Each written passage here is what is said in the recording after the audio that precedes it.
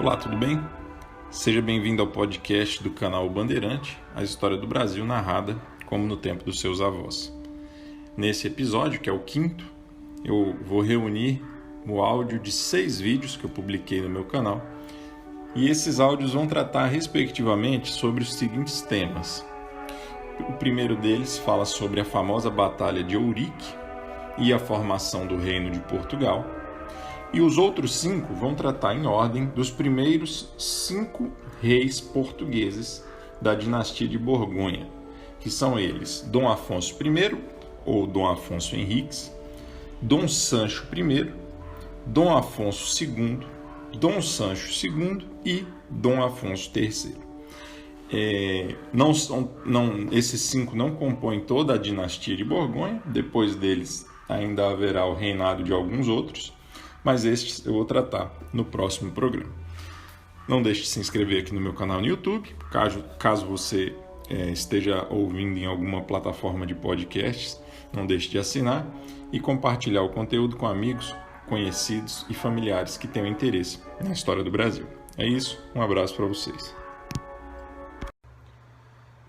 Quando a gente começa a falar da história de Portugal para introduzir a história do Brasil, o risco é muito grande de não querer sair da história de Portugal. Então, por exemplo, o que eu vou explicar para vocês hoje aqui nesse vídeo rápido, a impressão que eu tenho é que dava para se gravar, 10 aulas sobre cada um dos pontos que eu vou mencionar rapidamente. Então, assim, tenham sempre em mente que a gente está fazendo um resumo grosseiro da história de Portugal para poder servir de introdução à história do Brasil. E hoje a gente vai falar finalmente, da formação e consolidação definitiva do Reino de Portugal. Bem, antes de falar disso, eu quero ler uma citação aqui para vocês. Esse aqui é o livrinho que eu mencionei numa aula anterior. Assim, para quem tem curiosidade um pouco mais aprofundada, eu recomendaria, tá? Se você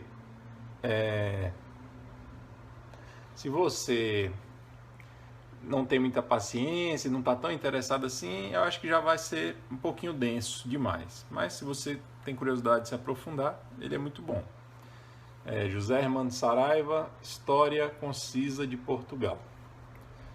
São quase 400 páginas, tem uma letrinha miúda, né? Não chega a ser pequenininha, mas também não é grande. Bem, a citação que eu vou fazer é a seguinte: depois da vitória na Batalha de São Mamede, Dom Afonso Henriques ainda não se intitula rei de Portugal, mas ele já toma uma atitude de, digamos assim, senhor do condado portucalense e de Coimbra. Vejam a citação. Isso aqui é a introdução de um documento oficial que ele escreveu, que ele mandou escrever pouco tempo depois da Batalha de São Mamede. Então começa assim o documento: eu, o infante Afonso, filho do conde Henrique, livre já de toda a opressão e pela providência de Deus, na posse pacífica de Coimbra e de todas as cidades de Portugal.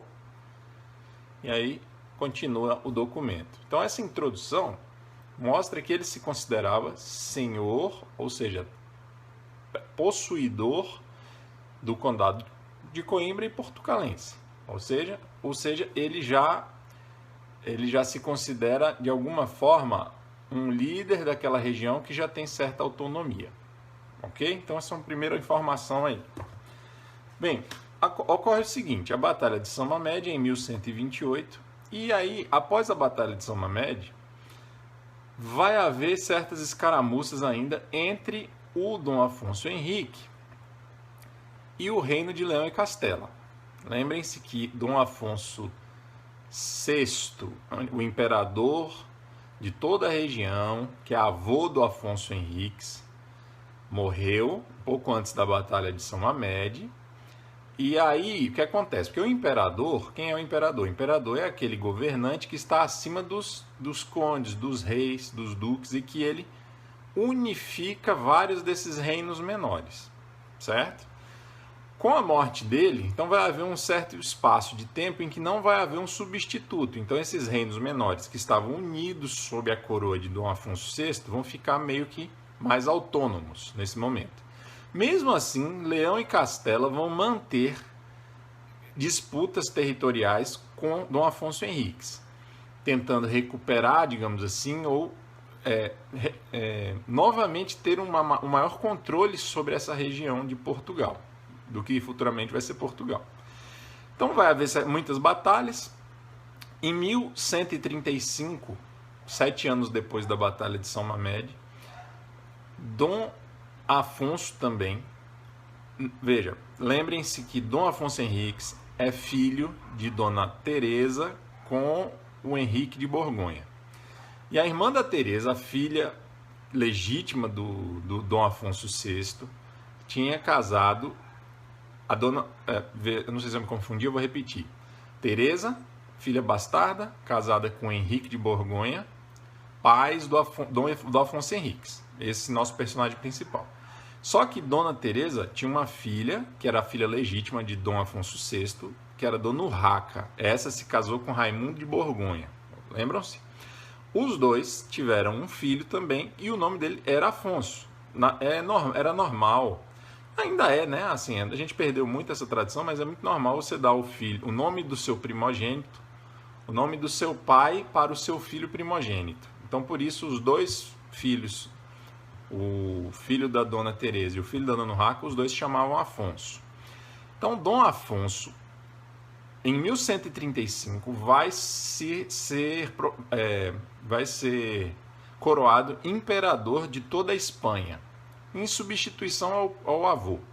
E ele, em 1135, vai tomar o título de Dom Afonso VII. O avô foi sexto, ele é sétimo.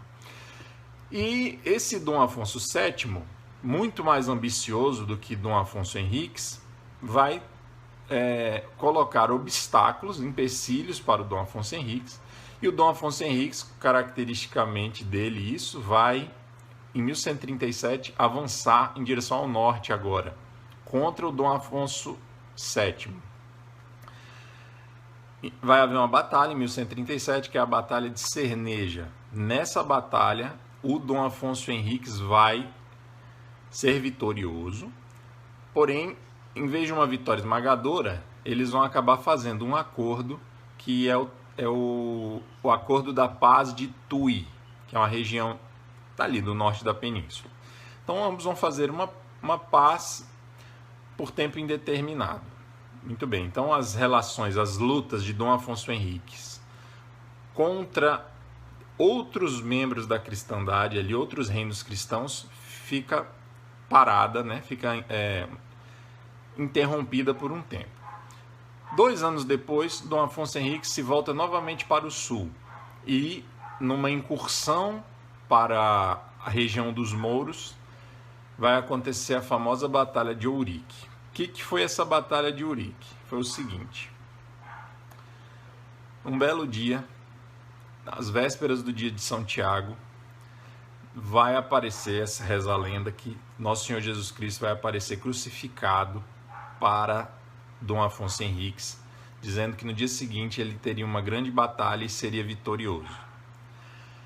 Realmente, no dia seguinte, o Dom Afonso Henriques se depara com um grande exército mouro e, surpreendentemente, isso realmente está registrado, as forças dele eram muito menores e ele venceu os mouros, estendendo um pouco a fronteira do ainda condado portucalense e de Coimbra mais para o sul.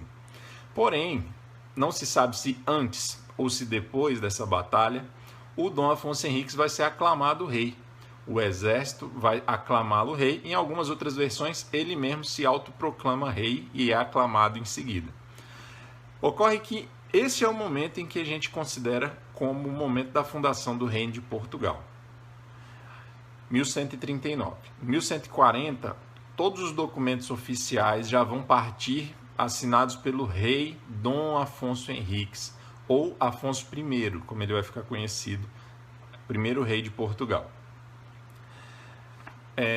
Em 1143, novamente, vai haver um encontro do Dom Afonso Henriques com o primo, o Dom Afonso VII, o imperador, e eles vão fazer um tratado, que é o Tratado de Zamora. Esse tratado vai selar realmente a independência de Portugal e o primo Dom Afonso Henriques, rei de Portugal, vai ser vassalo do imperador, vai ser integrado ao império do Dom Afonso VII. Então eles fazem esse acordo, era um acordo vantajoso para Dom Afonso Henriques, já que ele estava oficialmente reconhecido pelo imperador de toda a Espanha como rei daquela região, ou seja, a região agora era um reino independente. Mas, mesmo assim, nesse momento aí da Baixa Idade Média, era muito normal, ele se submetia como vassalo de um senhor acima dele, que era o imperador. Isso não significa que Portugal obedecia a ordens do imperador. Não, Portugal era independente, uma monarquia independente. Mas, digamos assim, para fins de relações internacionais ou de guerras, ele era vassalo do imperador Dom Afonso VII de Espanha. Muito bem. Pessoal, uma observação. A gente encontra muito nos livros de história o quê? A informação de que Portugal é a nação mais antiga, foi o primeiro Estado nacional que se formou. Veja, só para deixar isso claro. Antes de Portugal se tornar um reino, existiam outros. Então, o que significa dizer que Portugal é o Estado nacional mais antigo? Significa dizer que dos Estados nacionais modernos, por exemplo, dos Estados nacionais dos países existentes hoje na Europa, no Ocidente, podemos dizer, Portugal é o reino mais antigo, é o que sobreviveu, dos que sobreviveram é o mais antigo. O reino de Leão, por exemplo, não existe mais, se integrou totalmente à Espanha, e a Espanha, como Estado nacional unificado, vai aparecer depois de Portugal. Então é nesse sentido que a gente fala que ele foi o pioneiro aí dos Estados nacionais modernos. Em 1179, então 40 anos depois da independência de Portugal, e isso é muito importante, o Papa Alexandre III vai oficialmente reconhecer Portugal como um reino. Em 1179, Dom Afonso Henrique já estava velho, já tinha conquistado muitos territórios, a independência era reconhecida, mas a chancela, o carimbo do Vaticano, do Papa, era muito importante, já que nessa época o Papa era uma espécie de superior de todos os monarcas. Todos os monarcas da cristandade, naturalmente, eram cristãos, como cristãos deviam obediência ao Papa. Então o Papa meio que tinha uma autoridade supranacional. Beleza? Deixa eu ver se tem mais alguma coisa. Não, é isso. Tá certo? Um abraço para vocês. Como Dom Afonso Henriques era filho de Henrique de Borgonha, ele deu início à dinastia de Borgonha, ou seja, a primeira dinastia que vai governar Portugal, e vai começar com ele em 1139 e vai até 1383. Nesse período, vários reis dessa mesma dinastia, todos eles descendentes de alguma forma do Dom Afonso Henriques, vão governar Portugal. E nos próximos vídeos a gente vai falar sobre esses reis e o que aconteceu em Portugal nesse período. Começando, obviamente, pelo próprio Dom Afonso Henriques. A gente já sabe como é que ele chegou a conquistar a independência de Portugal e firmar Portugal como um novo reino. O que acontece depois? Muito bem. Então, em primeiro lugar, Dom Afonso Henriques governa de 1139 até 1185, quando ele falece, com 46 anos de reinado. Nesses 46 anos de reinado, qual vai ser a marca característica, fundamental do governo dele? Guerras. São 45 anos de conflitos incessantes. Praticamente ele não vai ficar sem lutar nunca. Obviamente tem pequenos períodos de trégua, mas em geral ele sempre está em guerra. E na maioria das vezes vencendo. Vai haver alguns fracassos pequenos, mas podemos dizer que ele foi muito bem sucedido. Ele ganhou muito território para Portugal. No fim do vídeo a gente vai ver isso. Ocorre o seguinte, pessoal. Dom Afonso Henriques não era um grande general, um grande comandante no campo de batalha. Ele não era um Napoleão, ele não era essa a forma dele lutar. Ele era um homem de muita coragem, muito explosivo e que sabia fazer muito bem um tipo específico de guerra.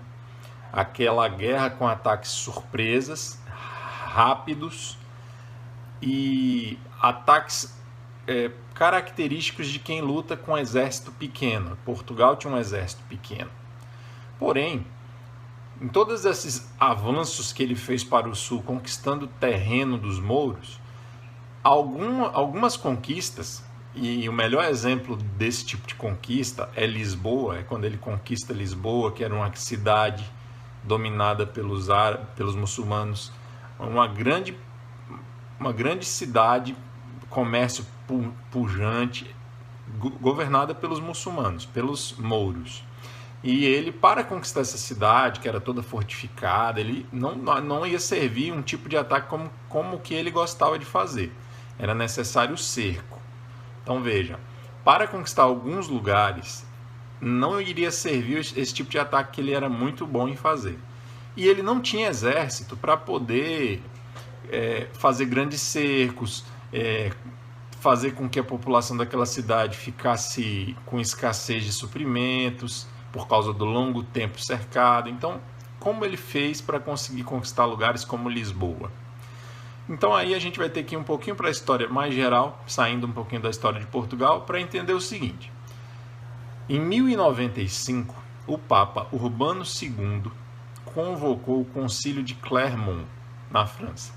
E o objetivo era muito simples. Veja, nós sabemos que no século VII começou a pregação de Maomé e ele formou um grande império. Principalmente após a morte dele, os seus sucessores vão conquistar grandes territórios e indo parar até na Península Ibérica. Então, se você não lembra do mapa, depois dê uma olhada. Ele vai sair da Península Arábica, vai conquistar para o leste, em direção à Ásia, para o norte, vai conquistar para o sul, pegando todo o norte da África até a Península Ibérica. Esse é o Império dos Maometanos. E o que acontece? A Palestina ficou dentro do Império dos Mouros, dos Maometanos. No início, eles apenas cobravam impostos dos cristãos para que os cristãos fizessem as suas peregrinações até a Terra Santa. Lá onde Jesus viveu, onde Jesus caminhou, onde Jesus realizou seus milagres, onde Jesus foi crucificado, enterrado e ressuscitou. Até hoje faz sentido se falar nessas peregrinações para os cristãos. Imagina naquela época, século VII. Então, assim, era muito comum, era um objetivo de vida, provavelmente, dos cristãos de toda a Europa, de todos os lugares, visitar a Terra Santa, conhecer a Terra Santa. E algum tempo depois que os mouros, os muçulmanos, conquistaram a Terra Santa, um grupo mais radical vai proibir os cristãos de chegar até a Terra Santa. Isso vai gerar uma série de insatisfações. Provavelmente é daí que vem também o costume de fazer a oração da Via Sacra, porque simboliza a peregrinação pelos lugares onde Jesus passou durante a sua crucificação e morte. E, se eu não me engano, vem dessa época essa oração, porque os cristãos criaram como alternativa ao fato de não poderem visitar a Terra Santa. Só uma curiosidade. Agora veja, quando os cristãos ficam proibidos de ir até a Terra Santa, e a Terra Santa, o lugar onde Jesus foi enterrado, estava em poder dos muçulmanos, então vai começar uma insatisfação muito grande na Europa.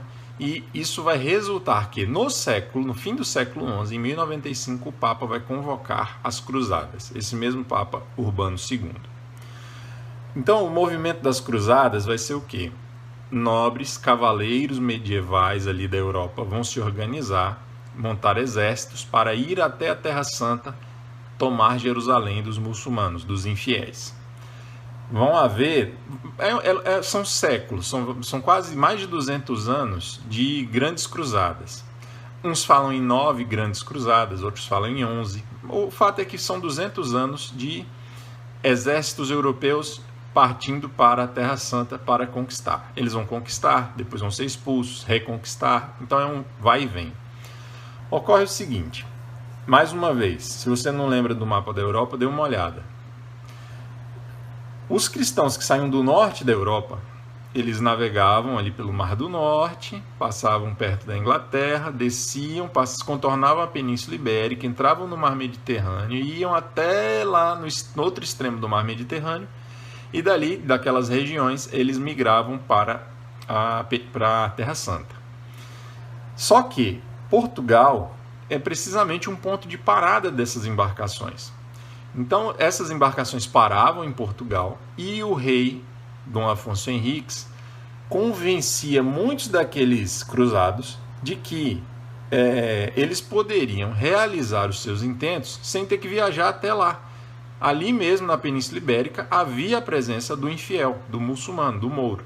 Então era necessário também derrotá-los. E assim ele arregimentava muitos soldados, muitos cavaleiros, para o seu projeto de expulsar os mouros, de vencer os mouros. E foi assim que ele conquistou cidades como Lisboa, juntando um grande número de cruzados, oferecendo a eles vantagens também econômicas, né? Vocês vão participar do saque da cidade depois que ela for conquistada e coisas desse tipo. E é dessa forma que ele vai aliar o engenho e a sua força com um impulso natural que estava acontecendo na Europa daquele momento, de luta contra o infiel. Juntando as duas coisas, ele vai conseguir expandir bastante o território de Portugal para o sul. Muito bem, acho que deu para entender um pouco. Eu vou agora dizer para vocês a lista dos lugares que ele conquistou. Ele pessoalmente conquistou enquanto estava vivo e governando Portugal. Então, em ordem de conquistas, ok? Então, depois que Portugal está independente, é um reino, ele conquista Santarém, Lisboa, Sintra, Almada, Palmela, Alcácer do Sal, Évora, Serpa, Beja e Juromenha. Esses são, então, todos os territórios que ele vai conquistar descendo e tomando terras dos mouros, ok? Outra coisa que a gente pode observar, anotar, é o seguinte: havia, gente, uma crueldade recíproca entre esses exércitos. Alguns livros mais recentes, digamos assim, né, eles gostam de enfatizar muito a crueldade dos cruzados. Decapitavam infiéis, decepavam suas mãos, apedrejavam. Então, assim, isso realmente aconteceu. Era uma luta odiosa entre eles, né? E vamos dizer assim,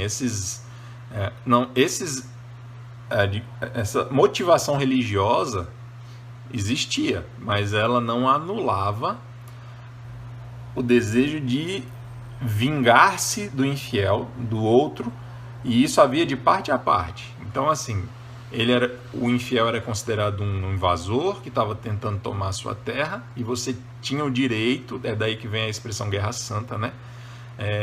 Ou guerra justa, você tinha o direito de derrotá-lo. E muitas vezes, nesse afã de derrotá-lo, havia exageros vergonhosos, a gente pode dizer assim, tá certo? Então é isso. Próximo vídeo a gente fala sobre o sucessor de Dom Afonso Henriques, Dom Sancho I. Até mais. Prosseguindo aqui nos nossos estudos sobre a história de Portugal, a gente já viu o primeiro rei de Portugal, que foi o Dom Afonso I. Ele se chamava Dom Afonso Henriques, mas assumiu o título de Dom Afonso I. Eu não me lembro, acho que eu não mencionei no vídeo que eu falei do Dom Afonso I, o cognome dele. Todos os reis de Portugal, eles vão assumir um título, um apelido, vamos dizer assim, que resume a essência, assim, o principal, né, a característica marcante de seus mandatos. O cognome do Dom Afonso I foi o Conquistador, por razões óbvias, né? Ele conquistou boa parte do território português. O que no início era apenas o condado portucalense e o condado de Coimbra, vai descer, ele vai mais que dobrar o território português no tempo do governo dele, 45, 46 anos. Ele teve 4 filhos. O primeiro e o quarto eram homens. Obviamente o primeiro, o primogênito, era o herdeiro do trono, mas ele faleceu. Então, o herdeiro do trono passou a ser o 4º filho de Dom Afonso Henriques, que foi Dom Sancho. Dom Sancho, então, depois da morte do pai em 1185, vai se tornar o segundo rei de Portugal, da dinastia de Borgonha. O Dom Sancho I vai herdar o cognome de o Povoador, porque a característica mais marcante do governo dele foi o fato de que ele procurou, porque pensem comigo, Dom Afonso Henriques ampliou o território muito rapidamente. Para ampliar esse território, ele teve que se envolver em inúmeras guerras. Nas guerras, os homens morrem. Então, o Portugal era pequeno, né? Vamos pensar assim no território inicial: Condado Portucalense, Condado de Coimbra. Esse território já era pequeno, era pouco povoado. O Dom Afonso Henriques pega homens desse território e vai lutar para conquistar mais territórios. O território, que era pequeno e pouco povoado, se torna maior. E os homens morrem nas batalhas. Então é mais território e menos homens. Então o filho dele, o Dom Sancho I, vai focar nisso. O filho dele vai procurar meios, adotar medidas para atrair estrangeiros para Portugal. Estrangeiros que viessem se fixar ali e ajudar a povoar e preservar o território português. Porque se ele ficasse despovoado, sem gente vivendo em todas aquelas regiões, não haveria condições nem ao menos de manter aqueles territórios que poderiam ser facilmente tomados pelos mouros novamente. Então ele vai fazer isso, ele vai fomentar o povoamento de todas as terras novas de Portugal. E uma das formas que ele vai adotar para fazer isso é atrair estrangeiros para Portugal, certo? Veja, além de procurar povoar todo o seu território, ele não vai ser só um rei pacífico, vamos dizer assim. Ele também vai se envolver em guerras. Vai se envolver em guerras com a Galiza e vai se envolver em guerras com os mouros. A principal delas foi em 1189, 4 anos depois que ele se tornou rei, e ele vai conquistar a cidade de Silves, que fica ainda mais ao sul da última conquista do pai, Juromenha. Então, ele dá uma ampliada ainda mais, amplia ainda um pouco mais o território português, em 1189. Ele não é realmente um rei que vai ampliar muito o território. O filho dele, o Dom Afonso II, que no caso será o terceiro rei de Portugal, que a gente vai ver no próximo vídeo, ele sim vai ser também um grande conquistador. Mas o Dom Sancho não, ele vai ficar restrito ali àquele terreno, vai conquistar Silves e vai procurar criar condições de sustentabilidade daquele território, aumentando a população, melhorando a qualidade de vida. E ele vai fazer o seguinte, ele vai fundar muitos conselhos, muitos municípios. Lembrem-se que a gente está na época da Baixa Idade Média. Na Europa tem uma coisa chamada feudalismo. Não vou explicar isso em detalhes porque não há tempo, mas não precisa. Vocês lembram, os feudos eram aquelas regiões agrícolas onde o senhor feudal exercia a autoridade máxima, né? Ele tinha mais autoridade dentro do feudo dele do que o rei. Só que com a fundação do Reino de Portugal, ou seja, com a centralização do poder político na mão do rei, vai começar a haver uma espécie de conflito entre o poder local do senhor feudal e o poder central do rei. Então, Dom Sancho I vai procurar criar vários conselhos, vários municípios através das cartas de foral, ou só foral, tanto faz. Foral vem de foro, fórum em latim, e nada mais é do que uma carta que delimita o território da nova cidade que está sendo criada, estabelece as funções que cada administrador ou quem serão os responsáveis pelos cargos militares, e ele cria aquela cidade. Cada cidade tinha uma coluna de pedra fixada no centro dela, que se chama pelourinho, tá? O nome comum é esse, pelourinho. Então, o pelourinho é um marco que garante que aquela cidade está ligada, subordinada diretamente à coroa central, ao rei, e não mais ao poder local de um senhor feudal. Então Dom Sancho I vai ficar marcado por isso. Ele vai criar inúmeros conselhos, digamos assim, enfraquecendo o poder daqueles senhores feudais e fortalecendo o poder do reino de Portugal, o poder do rei, dele mesmo, para com todos os súditos. Outro problema que ele teve que enfrentar também, naturalmente, foi a escassez de trabalhadores. Por quê? Porque muitos homens morriam na guerra, o território ampliava, então era necessário cada vez mais procurar investir e desenvolver novas técnicas de produção de alimentos, de criação de animais e outras tantas para viabilizar a vida ali em Portugal. Portugal sempre vai enfrentar esse problema da população pequena. Inclusive, naturalmente, quando ele descobre o Brasil, quando Portugal descobre o Brasil, esse problema vai ser multiplicado por 1000. Porque se ele já sempre enfrentou dificuldades no seu exíguo território para completar o seu povoamento de forma adequada, principalmente por causa de guerras, imagine depois de conquistar um território centenas, dezenas de vezes maior que o dele, que foi o caso do Brasil. Ele, além disso, mandou construir alguns castelos e... deixa eu ver se eu esqueci de mencionar alguma coisa. Veja, o pai dele, eu acho que eu mencionei isso num vídeo lá, quando eu falei da Batalha de São Mamed. O pai dele, o Dom Afonso Henriques, recebeu, digamos assim, uma maldição da mãe, Dona Teresa. E em 1170, o Dom Afonso Henriques vai sofrer um acidente, ele estava cavalgando, vai se chocar com um objeto, não lembro o que agora, e vai ficar impossibilidade de montar, vai machucar a perna de forma definitiva e nunca mais ele vai poder cavalgar. A partir desse ano, em 1170, o filho dele, provavelmente por causa desse acidente, vai ser feito cavaleiro e vai passar a liderar todas as tropas. Então, 15 anos antes do Dom Sancho ser rei, ele já era líder das tropas do pai, porque o pai estava em possibilidade de montar.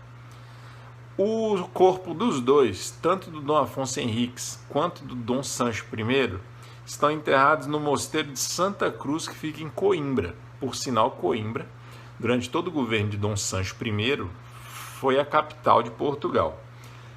O governo de Dom Sancho I, não vamos perder a conta, tá? Vamos registrando isso aí. Lembra, Dom Afonso Henriques, 1139 a 1185. Morre em 1185, o filho assume, e de 1185 até 1211 vai ser o governo, então, do Dom Sancho I. Ok, pessoal? Então, acho que deu para ter uma ideia aí desse segundo rei português. No próximo vídeo, então, a gente passa para o terceiro, que é Dom Afonso II. Um abraço.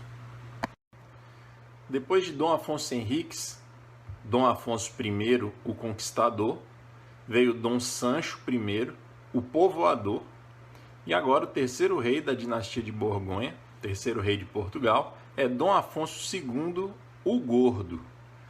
Eu não sei exatamente por que tem esse apelido, esse cognome, mas eu vou sugerir no final do vídeo uma hipótese minha mesmo, não tem o menor fundamento assim, eu não li em lugar nenhum, é só uma opinião minha. Bem, ele governou de 1211 até 1222. Então a gente começou lá em 1139 e agora, no final do reinado de Dom Afonso II, vamos atingir 1222. Primeira coisa que eu vou dizer, Dom Afonso II não fez grandes avanços territoriais, não fez grandes conquistas.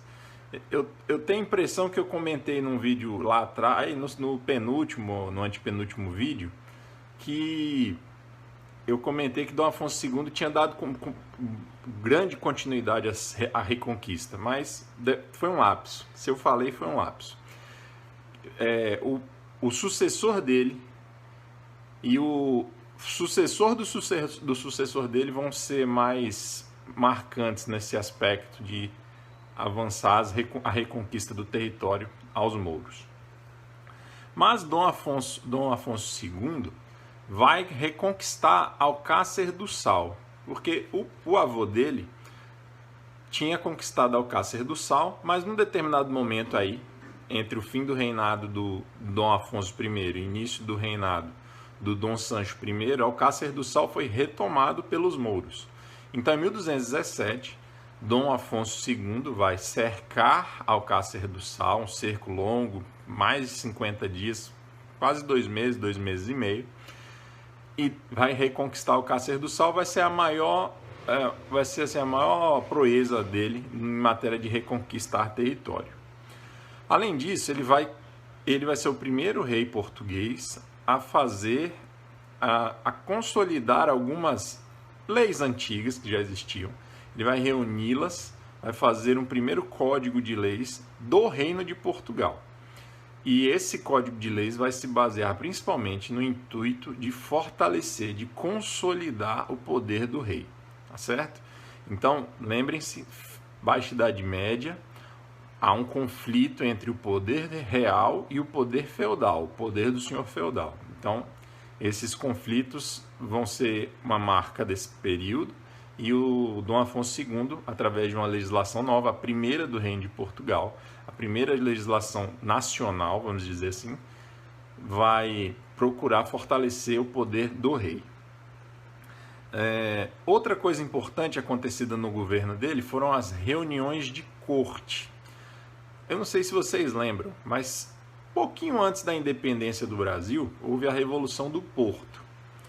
E essa Revolução do Porto, lá em Portugal, exigiu a volta de Dom João VI, depois exigiu a volta de Dom Pedro I. E vocês devem se lembrar que nessa época falava-se muito nas Cortes de Lisboa. Então, essa tradição portuguesa da reunião das cortes, que reunia representantes da família real, da nobreza, do clero e, posteriormente, representantes dos conselhos de todo o país, o que faz de Portugal, num certo sentido, um precursor da democracia moderna. É muito difícil ouvir falar nisso. Naquela série do Brasil Paralelo, Brasil, a Última Cruzada, o Rafael Nogueira menciona isso, eu me lembro claramente. E Portugal tem uma tradição democrática, que começou com Dom Afonso II. Foi no tempo dele que essa tradição de convocar cortes para discutir problemas nacionais, propor soluções, vai começar a existir em Portugal. Certo, mas o que marcou mesmo o reinado de Dom Afonso II foram conflitos. 2 conflitos especificamente. Um conflito que ele teve com as irmãs, eu já vou explicar, e um conflito que ele teve com o clero. Vamos falar primeiro do conflito que ele teve com as irmãs. Então, o pai dele, Dom Sancho I, vai deixar um testamento. Ele morre e ele deixa um testamento. Nesse testamento, ele vai deixar 2 regiões para as irmãs do Dom Afonso II. As infantas, era assim que se chamava. Os infantes eram os homens, as mulheres as infantas. Essas 2 regiões foram Alenquer e Montemor o Velho. Montemor o Velho, separado por hífen. Essas 2 regiões ficaram então para as infantas. Tudo bem, nada demais. Mas as infantas vão alegar que o rei não teria autoridade sobre aqueles territórios, que elas teriam autoridade absoluta naqueles territórios, já que tinha sido uma herança do pai, do Dom Sancho I. E aí começou um conflito entre os dois, entre, de um lado, o rei Dom Afonso II e do outro as infantas. Ocorre que uma parte da nobreza vai tomar partido das infantas. Havia lá em Castela alguns nobres portugueses que não se davam com Dom Sancho, que estavam lá fugitivos, homiziados lá. Aí eles vão, aproveitando a oportunidade, voltar e se unir a esses nobres que estão apoiando as infantas contra o Dom Afonso II. O que mais que acontece? O rei de Leão vai colocar o seu exército à disposição das infantas e dessa parcela rebelde da nobreza. E aí a gente vai ter uma guerra civil que vai durar alguns anos, começando já no primeiro ano de governo do Dom Afonso II. Chega um determinado momento dessa guerra civil, o exército do Dom Afonso II está destroçado, liquidado, e, além disso, Coimbra, que era então capital de Portugal, ocupada pela nobreza revoltosa. A situação era muito complicada para Dom Afonso II nesse momento. Então ele foge e se refugia em Guimarães, lá onde teve a Batalha de São Mamede. Fica lá refugiado, sem saber muito o que fazer. O que ele ainda tinha ao lado dele eram milícias de algumas regiões, que além do Exército Nacional, tinha milícias, né, de algumas regiões. As milícias de alguns concelhos, de alguns municípios, vão se envolver num outro conflito, que é a Batalha de Navas de Tolosa. Essa batalha, pessoal, de Tolosa, desculpa. Essa batalha, Navas de Tolosa, hoje é uma região da Espanha. E nessa década aí, entre 1211 e 1220, houve essa batalha de Tolosa, Navas de Tolosa. Que batalha foi essa? Aragão, Castela, Leão, Portugal, todos esses reinos cristãos montam um grande exército para enfrentar os almohadas, que eram um novo grupo mouro que tinha vindo do norte da África, digamos assim, para resolver conflitos internos dos mouros e resistir aos cristãos. Vamos parar aqui, porque senão a gente estende demais. Almohadas eram esses mouros que estavam enfrentando os cristãos, não só de Portugal, mas da Península Ibérica, nessa batalha de Navas de Tolosa. Então, o último recurso do rei estava empenhado lá, nessa batalha. Então, o rei estava literalmente no mato sem cachorro, não sabia o que fazer mais. Nesse momento, houve a intervenção do Papa Inocêncio III e foi possível costurar um grande acordo entre o rei, as irmãs e a igreja. Que acordo foi esse? Tem 4 pontos importantes. O rei ficou obrigado a indenizar as irmãs, as infantas, por todos os prejuízos que elas tiveram nessa guerra civil. O rei aceitou. Além disso, os castelos de Alenquer vão ficar sob a guarnição da Ordem dos Templários. Depois eu vou fazer um vídeo sobre a Ordem dos Templários. Muito interessante esse assunto. Beleza. Terceiro ponto. As irmãs teriam direito aos rendimentos das regiões, tanto de Alenquer quanto da outra Montemoro Velho. Muito bem. E por último, ficava assegurada a soberania do rei naquelas regiões, que eram apenas regiões de Portugal, que estavam a posse deles, as donas eram as infantas. No mesmo sentido que você pode ser dono de uma propriedade, mas isso não significa que a autoridade estatal não vai incidir sobre aquela propriedade. E assim se resolveu a questão. Mas, não há nada ruim que não possa piorar. Aconteceu o seguinte: nesse momento, o rei de Portugal, o Dom Afonso II, procurava limitar um pouco a imunidade do clero. O clero tinha uma série de direitos, uma série de garantias, de regalias, vamos dizer assim, e o rei queria limitar um pouco isso. Então havia um pequeno desentendimento entre o rei e o clero. O que o rei queria do clero? O rei queria que a justiça real fosse aplicada igualmente ao clero, como aos outros súditos. Ele queria que os moradores das terras que pertenciam à igreja, aos mosteiros, trabalhassem em obras reais, né? E não, porque era como se os moradores daqueles mosteiros se achassem não súditos do rei de Portugal. Eles obedeciam só às ordens do clero. Então o rei queria pôr um fim nisso. E ele queria também anular certas doações duvidosas que a igreja alegava que tinham sido feitas no passado. Muito bem, então havia aí um conflito de interesses entre o clero e o rei. Esse vídeo vai se alongar um pouquinho, pessoal, mas é só hoje. Diante desse conflito, teve aí a gota d'água que engrossou o problema. Qual foi a gota d'água? Existia uma espécie de prestação, não é imposto, mas contribuição que os súditos faziam ao rei, que era uma contribuição, que era um percentual da colheita. Então o rei vivia viajando pelo território, sempre, permanentemente. E onde ele ia, os súditos sustentavam o rei com a parte da sua colheita. Isso servia, na prática, para alimentar o rei, sua comitiva e os homens que estavam com ele, já que estavam viajando sempre.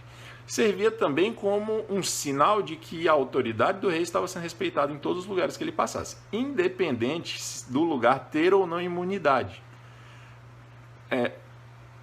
Talvez vocês não lembrem, mas na época da Revolução Francesa, 5 séculos depois disso, um dos conflitos que houve ali que deu origem à Revolução Francesa foi o quê?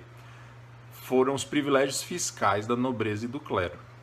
Então veja, nos territórios da nobreza e do clero aqui em Portugal, voltando, eles tinham imunidade tributária, não pagavam certos impostos, porque o clero tinha uma função social específica espiritual, de ordem social. E a nobreza tinha a função guerreira. Então eles que colocavam a sua vida em risco para proteger Portugal. Então eles tinham imunidade tributária, ok? Mesmo nesses lugares onde havia essa imunidade da nobreza e do clero, a contribuição da colheita incidia sobre as pessoas. Porém, o arcebispo de Braga, num determinado momento ali, por volta de 1220, vai se opor ferozmente a essa contribuição lá na região dele, em Braga. Não satisfeito com isso, diante da reação do rei, os dois se trocando farpas, o arcebispo excomungou o rei. E na fé católica, vocês sabem, a excomunhão legítima põe a perder a alma do fiel, né? Manda o cara para o inferno. Então ficou uma situação complicada. O rei excomungado. Mas o rei teve uma reação sensata, ponderada. Ele mandou as milícias de Guimarães e Coimbra invadirem e destruírem as vinhas, as sementeiras e os celeiros lá da região do arcebispo, né? Então começou mais um conflito aí. Quando a coisa estava chegando num ponto insustentável de novo, em 1222, o rei falece. E a coisa foi tão grave que o rei, que foi negado ao rei um enterro, um sepultamento cristão, tá certo? Então ele, digamos assim, foi enterrado como pagão, o que é muito grave até hoje, principalmente naquela época. Então, eu não sei, né? Eu não pesquisei, talvez alguém faça uma pesquisa rápida e descubra que isso não tem nada a ver, mas o fato de Dom Afonso II ter esse apelido de o Gordo, não deixa de ser um apelido depreciativo, deve estar relacionado com esses conflitos que ele teve com o clero, deve ter ficado muito mal visto, uma população muito religiosa, e o clero com uma influência muito grande na sociedade. Então, provavelmente por isso ele ficou aí com essa imagem negativa. Tudo bem, pessoal? Um abraço aí para vocês. Então, continuando, o próximo rei na linha sucessória, depois de Dom Afonso II, é o seu filho Dom Sancho II. Dom Sancho II vai ter um reinado extremamente conturbado, cheio de problemas, e ele nem vai conseguir concluir o seu reinado, ele não vai ser rei até morrer. A gente vai ver por que já já. Dom Sancho II vai governar entre 1223 e 1248. Na verdade, o governo dele não vai ser até 1248, que é o ano da morte dele. Um pouco antes dele morrer, ele já vai deixar de ser rei. E enquanto ele estiver vivo, vamos colocar assim, de uma forma mais precisa. Ele vai ser rei até 1248, quando ele morre, mas ele vai perder efetivamente o poder de governar, porque alguns anos antes da morte dele, vai ser nomeado um regente para governar no lugar dele. Então ele continua sendo rei, mas sem governar, sem reger o país. Bem, mas vamos devagarinho aqui. O pai dele, o Afonso II, morreu. Quando o Dom Afonso II morre, ele tinha ainda 13 anos, aproximadamente 13 anos. E, aparentemente, não havia nenhum impedimento claro assim, na lei que impedisse ele de governar. Porém, se no papel não havia nenhum impedimento, na prática houve vários. Então, primeira coisa, grande parte da nobreza vai se opor e não vai reconhecer a autoridade do Dom Sancho II. Então, o Dom Sancho II já começa o seu mandato enfrentando então uma forte oposição. O período do governo dele, todo o período do governo dele vai ser marcado por uma desorganização, uma verdadeira anarquia social e por violência, né? Então, ele, inseguro desde quando começa a governar, até por causa da idade, da inexperiência, ele vai transmitir essa imagem de pouco enérgico, e mesmo depois dele alcançar a maioridade vai continuar então esse clima de desorganização durante o governo dele. Tanto é que em 1229, 6 anos depois, ele já estava ali com seus 18, 19 anos, o que vai acontecer? Ele vai sofrer uma forte pressão, porque as cortes vão se reunir, representantes dos nobres, do clero, dos conselhos, da família real, vão se reunir pedindo, digamos assim, que algo fosse feito em relação àquela situação de desordem. E muitos bispos vão incentivar as pessoas a procurar uma intervenção de Roma, já que Roma tinha uma autoridade supranacional naquele momento. Essa busca por uma intervenção de Roma vai surtir efeito.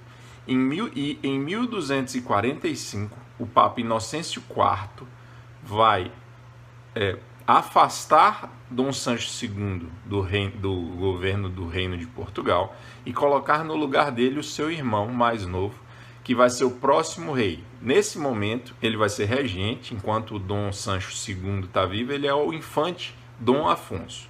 Depois da morte do Dom Sancho, ele passa a ser rei, o irmão, e passa a ser Dom Afonso III, já que tem o Dom Afonso I, que é o Dom Afonso Henriques, o Dom Afonso II, que é o pai do Dom Sancho II, e agora o irmão do Dom Sancho II, que se chamava Afonso, vai se tornar, depois da morte do Dom Sancho, o Dom Afonso III, o próximo rei da dinastia de Borgonha.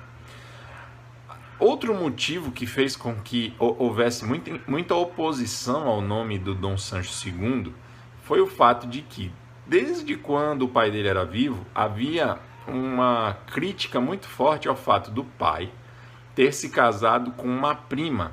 O Dom Afonso II era casado com Dona Urraca de Castela. Não confunda com Dona Urraca, lá, a tia do Dom Afonso Henriques. Dona Urraca de Castela e Dom Afonso II eram primos e casaram. E a igreja proibia, o Código Canônico proibia aquele casamento. Então isso já criou bastante desavença e queimou um pouco a imagem do Dom Sancho, que é um filho de um casamento ilegítimo. Então isso realmente era levado a sério naquela época. Até hoje é, de certa forma. Bem, então a regência vai ser instaurada em 1245 e o que acontece? O Dom Sancho não vai aceitar isso numa boa. E quando o irmão dele, que vivia fora do país, vem para assumir a regência, ele vai resistir.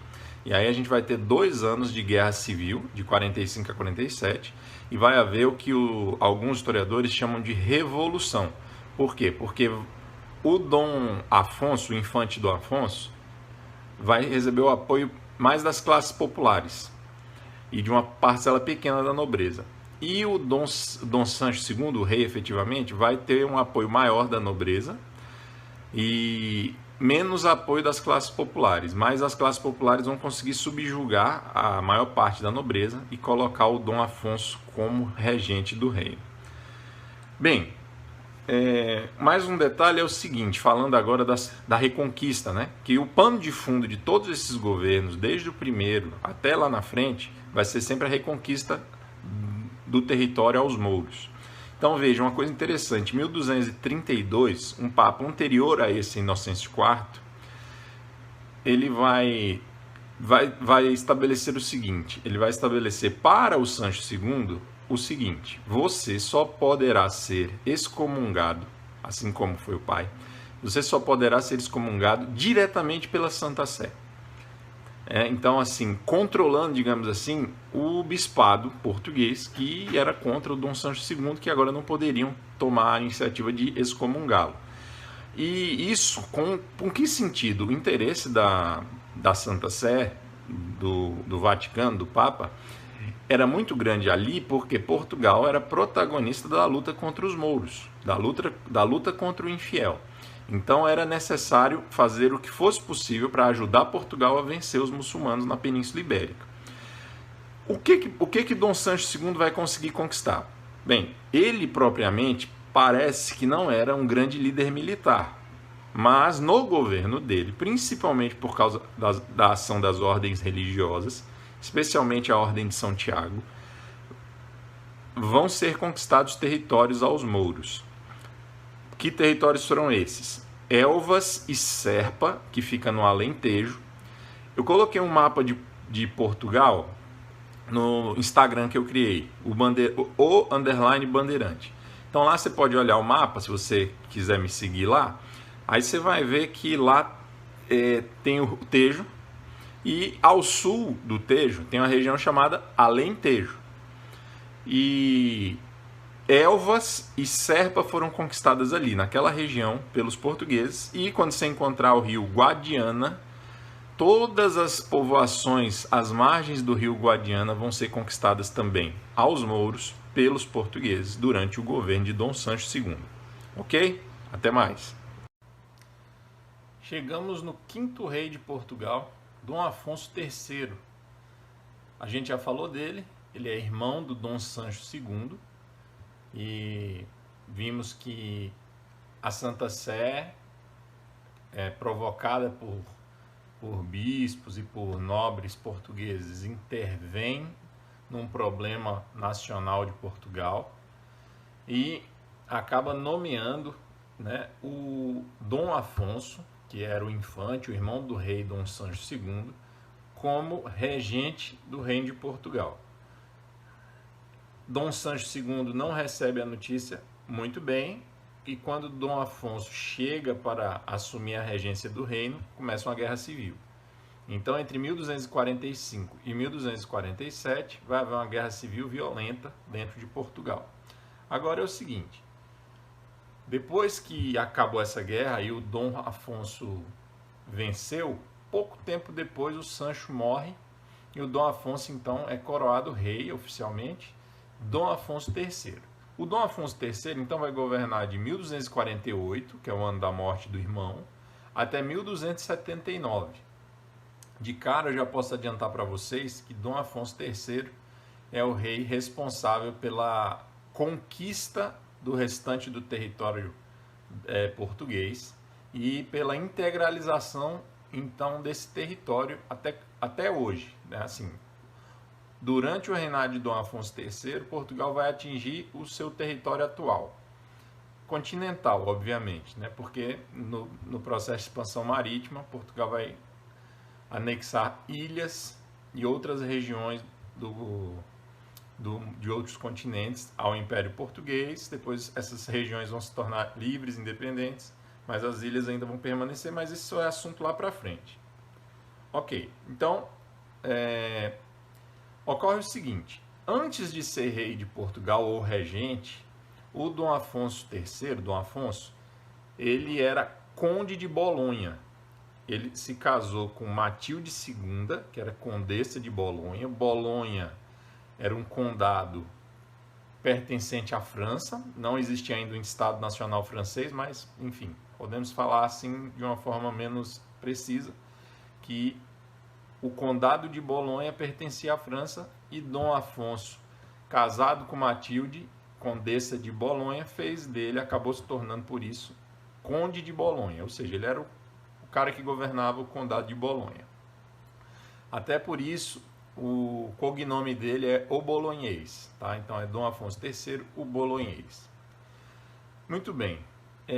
Quando ele voltou para Portugal e houve a Guerra Civil, nós vimos, eu comentei com vocês, que ele vai enfrentar uma oposição mais forte da maior parcela da nobreza, porém ele vai conseguir um apoio muito grande do pessoal das vilas, dos conselhos, das cidades, pessoas que não eram membros da nobreza.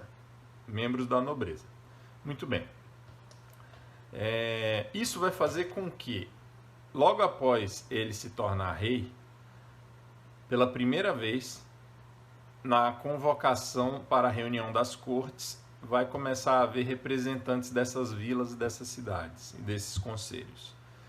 Eu até falei isso para vocês numa aula anterior, que Portugal é pioneiro, né, entre aspas, da democracia moderna, nesse sentido, de que havia já uma certa participação das pessoas que não eram na nobreza para decidir os rumos do país. E isso começa com Dom Afonso III. Tá? A primeira corte que vai ter presença dessas pessoas, que não são da nobreza, é de 1250, em Santarém. E depois, em 1254, vai haver uma outra e vai também ter presença dessas pessoas que não são da nobreza. 1250 foi em Guimarães, corrigindo, e a de 1254 foi em Leiria. Tudo bem? Beleza. Veja, quando ele assumiu o trono de Portugal, ele estava casado com a Matilde, a condessa de Bolonha. E ela não podia ter filhos. Né? Eles acabaram chegando à conclusão que ela não podia dar filhos a ele.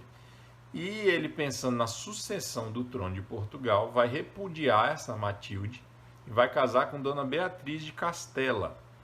Era filha do rei Afonso X de Castela. Isso vai ter uma implicação importante aqui. Primeiro, vai ter uma consequência que é a seguinte: naturalmente, vai haver oposição na sociedade, por causa que vão considerá-lo um bígamo, com duas esposas. E essa questão vai se enrolar e só no futuro isso vai ser resolvido do ponto de vista da igreja. Ocorre o seguinte: a primeira coisa que Dom Afonso III fez depois de se tornar rei foi procurar dar prosseguimento à reconquista do território que estava ocupado pelos mouros ao sul. E ele vai ser arrasador. Então ele vai conquistar, vou ler para vocês aqui o nome dos lugares que ele vai conquistar. Rapidamente, nos primeiros 2 anos de reinado.